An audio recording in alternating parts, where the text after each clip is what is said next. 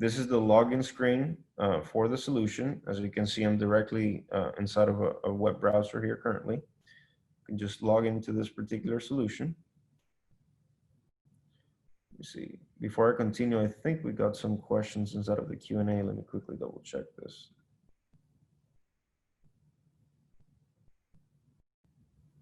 Yeah, I don't think everybody had access to unmuting their mic, so we're trying to figure out how to get some of the people that are on the call access so they can ask questions, Alberto. Let me try to fix that. Give me just 1 second. Participants.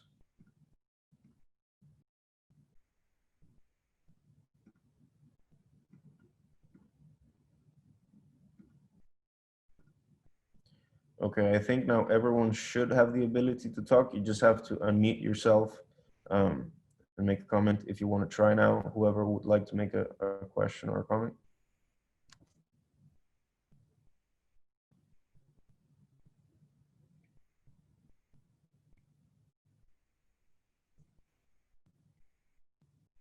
Well, yeah, I just double checked. Everyone can talk. So if you have any questions, just feel free to hit that unmute option and go ahead and ask whatever you might want to ask or comment. And we have some expertise on the call as well. And with that detailed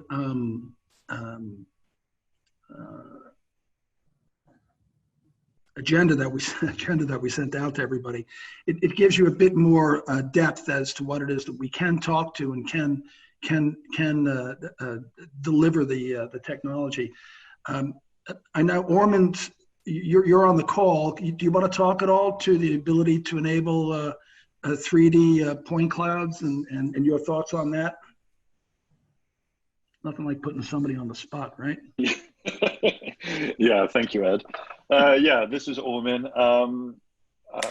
I have a lot of experience with the generation of 3D models of process facilities, refineries mostly, but also petrochemical facilities and such.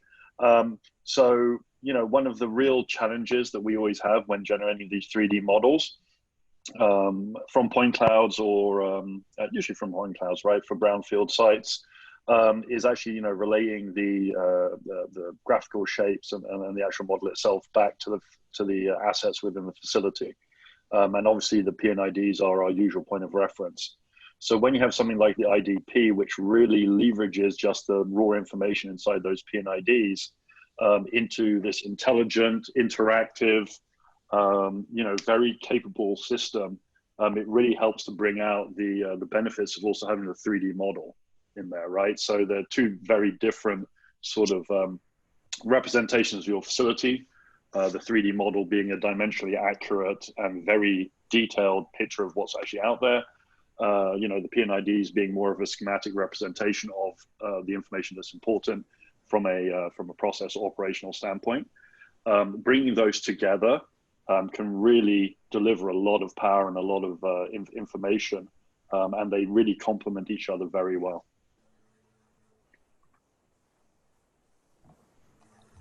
Thanks, Norman. Thank you very much.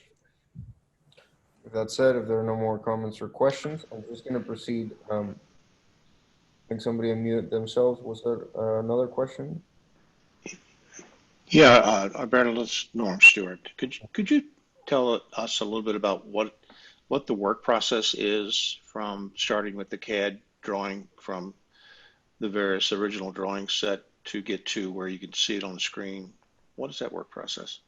Sure. Let me just reference back to the PowerPoint really quick to talk to that point. It's one of the first couple slides. So basically, the work process as it follows from the moment you have a CAD file to where you literally just upload it directly into the software, and each drawing will then be processed. By process, what do we mean? It means that the software is understanding all of the content within the drawings and hosting all of this information inside of our database structure. This processing time takes about 4 seconds per drawing, and it basically takes you to this first version of the intelligent drawing. Once that process is complete, we go through what we call a classification process, which is actually this first level of the smart register. We when the drawing is processed, the software gives us an inventory of all of the different symbology contained within the drawing set. And then we just go through a classification process. And when I say we, this could be the client doing it as well. It's just typically we provide the service as well, to go through each and every one of the symbologies across the drawings and identify what each represent. And this process is actually sort of like a bulk process in a sense, because typically speaking in a CAD file, you'll have, as an example, the same instrument symbology for, as an example, a discrete instrument in the field representing 1,000 instruments across the drawing set. So when you classify that instrument type once, you're already understanding what 1,000 items are. So it's not a one-by-one process. When you categorize or classify one, you understand what the rest of the assets are that are related to that same geometry type. So through that classification process, you basically build out what we call a shape library that then understands what each and every component throughout the drawing set represents, such as a valve, a pressure vessel, heat exchanger, and that's what forms that basis of understanding from the drawing perspective. Now, Alberto, yep. I just wanted to add to that. Sorry, because I know there's probably going to be some folks in the on the call that are thinking, you know, the structure of drawings can be hit or miss. And so when we talk about the classification process, we're always taking a first look at what has good structure. And for those of you that understand CAD formats, you know, there's block libraries that are used, and they could be dynamic as far as different visualizations, and well-structured CAD drawings will have that definition for us to look at. So we do a first pass on those, but then you will find that over the years, you know, different engineering companies doing updates for these, different drafting personnel working on them, that structure can be lost. And so we go beyond just looking at the structured content. Once we understand that, then we look at it from a pattern perspective in order to go find anything else that represents an instrument, as an example, by looking at the fact that an instrument will contain a circle and 2 pieces of text, and really going through and scrubbing all of the content inside of the drawings to make sure we capture absolutely everything. The automated process, we benchmarked this at about 97.5% accuracy by going through the shape recognition, through the symbologies, getting that content. And then the other 2.5%, it's a very quick QC process for us to go into drawings. And I think Alberto's going to show how we use the tools inside of the drawings to do that QC process to ensure that we get to 100% understanding of every single process line, every single instrument, every single fixed or rotating equipment that is inside of the drawings. Yep. You bring up a good point to better visualize this. When we finish that classification process and also that geometry understanding, as Brendan just explained, I'm going to switch over here back into the software again. This is the landing page of the platform. As soon as you log into it, I'm just going to be going into the intelligent drawing section. And I'm going to show you here this inventory that shows up on the left is a drawing inventory for the particular plan. And you can see that we can divide up the drawings by category, PFDs, PNIDs, isometrics, so on and so forth. And you can also filter by drawing name. So if I want to look for any drawing that contains the letter V, as soon as I click on that, it starts to filter down that list of those possibilities.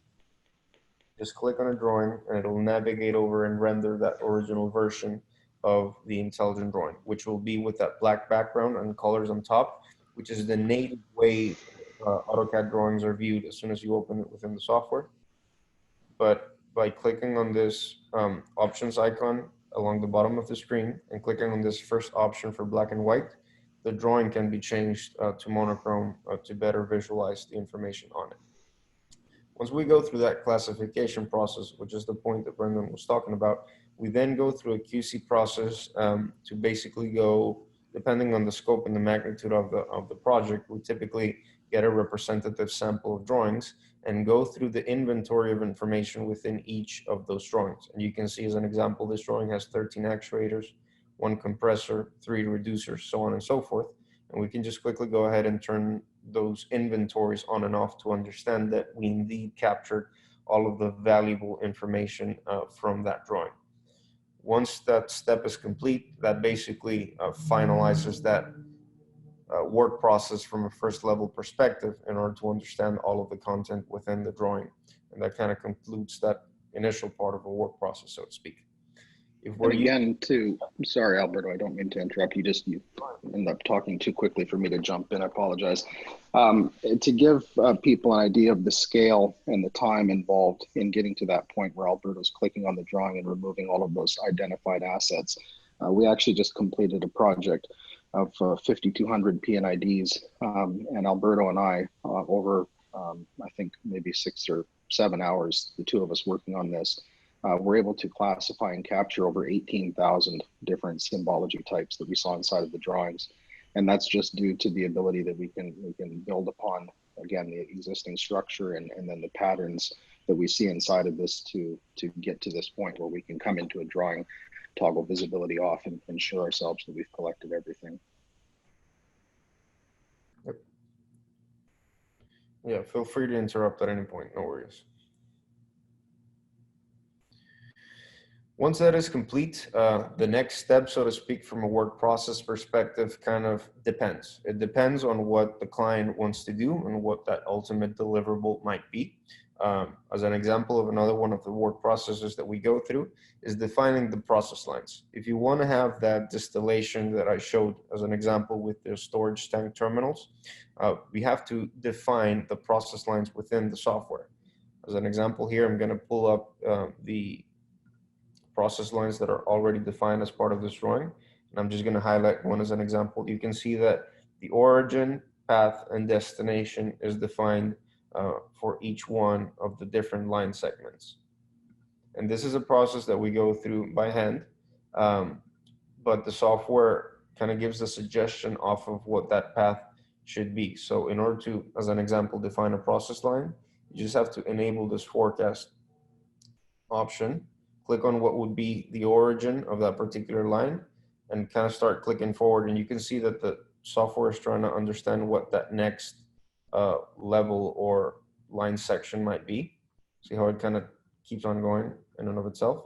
So it's a process that typically takes us about 15 minutes per drawing for a complex drawing just to complete this association. And basically just by clicking on the save option, it'll save an additional entry within this process line set, as you can see. It'll introduce it just as piping, and then if I go ahead, let me just zoom in as a representation here, click on this edit icon, click on the name of the line that I want associated to, and it saves that record, and that's my defined line for that particular section. So that's just another process that we go through, again, depending upon the deliverable, the level of deliverable or deliverables that the client desires.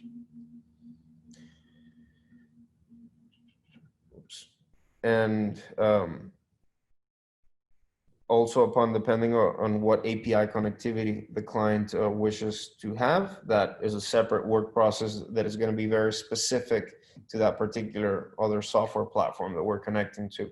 So from a work process perspective, that just depends on what that solution is. Thanks for bringing that up, Norm, to kind of talk a little bit more to that work process scenario. With that said, I'm going to go back here into the software and just kind of show a couple more features within the platform, just to kind of show you like the overall look and feel to it. Let me just reload this drawing here for a second. I'm going to show you as an example, two examples of visualization on the drawing. One being as an example here that I mentioned at the very beginning of the webinar. We can define what we call different groups on a drawing. And a group could be a representation of one of many things. In this particular drawing, the groups are representing piping circuits on a PNID. And you can see that after I clicked on that eye icon for the drawing, it colorizes all of those different circuits that have been defined here as an example. And under each, you can see the full inventory of all of the lines contained in this particular circuit. So this helps to validate the circuit inventories that have been defined inside of process plants. And given that we understand each and every process line that occurs inside of a circuit, this tool can also help to actually validate if the definition of circuits, as an example, is the proper one. We can cross-reference with spec information of the piping in order to understand if maybe there are different metal types inside of a particular circuit, like stainless steel mixed in with carbon steel, and validate if, you know, that was the purpose of the circuit, or if that wants to be divided out, or if you have multiple product types inside of the same circuit. All of that can be validated utilizing this information, as an example. I've already shown over the process lines. The hierarchy, this is the example that I showed inside of the software, that I can loop around a particular section of the drawing, and it'll associate instruments into the level of the hierarchy that I select. As you can see here, as just one example, wherever I click from a level perspective inside of the hierarchy, it'll highlight what are the tags of instrumentation that I have related over to this level, as you can see here from the drawing. We've already gone into process lines and that information. To show you how the red lines work, these are basically the inventory of red lines contained within this drawing. And as an example, if I turn these on and off, let me see, we've done a couple in the sample drawing. This is one example. You can see how it highlights what that red line is within the drawing. And to create a new red line, the only thing that you have to do is come into this option menu along the bottom, click on the draw options, click what type of red line you want to do, and basically directly on the drawing, draw this out. I'm currently using a mouse here on my computer, so it's not going to be the greatest red line, but you can think about this from an iPad perspective, and being able to use this directly in the field so that you can clearly trace out the red lines. It can be an extremely effective solution. And when you save the red line, you can modify what that name might want to be, or what that revision type is, any description information that you might want to add. And basically just save that red line record, which will come as the very last one within this set. And as I mentioned before, this is all linked to that other reporting tool, which I can show by the end of the presentation. Before I do, I wanted to show you some of those navigation features that we spoke about. The first one obviously being the one that I showed within the presentation with an off-page connector. If I click on this off-page connector, I'll get what we call this data pod with a navigation link over to the other PNID. And if I click on it, it'll take me over to that associated PNID. And we also have this back option that if I want to return to the previous drawing where I was at, I can just click on it and it'll take me back over to that previous drawing. During that navigation feature slide, I also said that we can associate other drawing types as well. And I want to give this clear example with an instrument tag.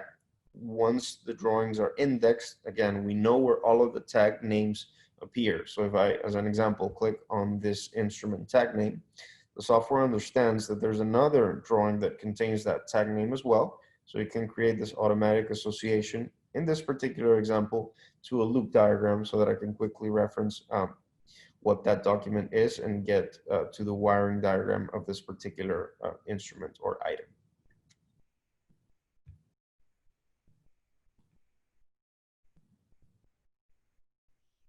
I'm just going to navigate back over into the PNID where I was at before. And just to kind of close this off, I'm just going to show you here this is basically the same risk tool that I showed inside of the PowerPoint presentation. I just wanted to show you here this dynamic time-lapse bar, essentially speaking, that you can see it can predict out to the future. This is, again, based on an API connectivity to a separate software solution that is gauging or measuring risk. I can visualize this information clearly on the drawing. But the point that I want to bring upon with this is that this could be linked to one of multiple software types. It's extremely flexible as far as if the other software has an API connectivity capability, we can link over to that and show real-time information here inside of the software. Again, as a visualization tool to that information without replacing any software, but working in unison with it to provide greater situational awareness to the facility. That said, we're about to run out of time. So are there any questions, final comments, anything we'd like to add before we wrap this up? Alberto, a question came in about 3D modeling, and Orman had discussed it a bit. The question was anything to do with 3D models. We're very much tied to the 2D strategy place. We feel that there's a place, like with Brendan's favorite metaphor is he'll talk to Google Maps versus Street View, and what Orman was saying earlier is our ability to take a point cloud and deliver context in terms of valve tag names, pump tag names, and so on. Because one of the things we didn't show you today was our ability to look at a plot plan, and if there's a GPS locations on the plot plan, we're actually able to take that and drill that down through the XY coordinates on drawings and be able to identify how the PNIDs fit into a plot plan. So our ability to accelerate the ability to intelligize the 3D point cloud to the tune of it might take 4 hours of drawing to do it manually, and we're eliminating that and getting that done in seconds. So if you're dealing with 15,000 drawings, that's 30,000 hours or more. That's 60,000 hours, and even if you go offshore to get that done, it's still people years to get that done. And our technology is accelerating the ability to bring the 3D models into view with a 2D intelligent strategy as well. So I hope that answered your question. If it didn't, please chime in and ask again. Were there any other questions that were submitted, Ed, or that's been the only one through text thus far? No, that's the only one I saw that was in the Q&A. Gotcha. Okay. Any other questions?